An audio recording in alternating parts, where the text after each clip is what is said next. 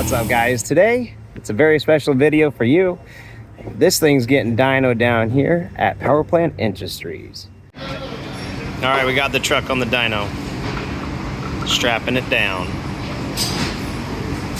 This is your chance to comment how much you think this truck's going to make for power to the wheels.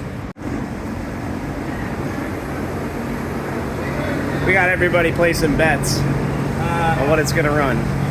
So, Jim D, Jim E, F, J I M F. How about 275, man? G O, G E O. I said that before. Anyway. What? What'd you say? 275. I'm going to say 320.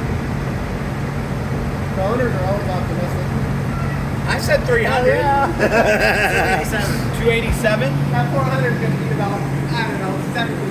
Is that at 350? Yeah, 350, right? Yeah, 350 with Chinese heads. It's got a healthy cam in it. 202 intake, 160 exhaust, 1.6 roller rockers. 344, is that the high number? It is. 344. I've been 1202 at this truck at 109 miles an hour, so we're gonna make some power.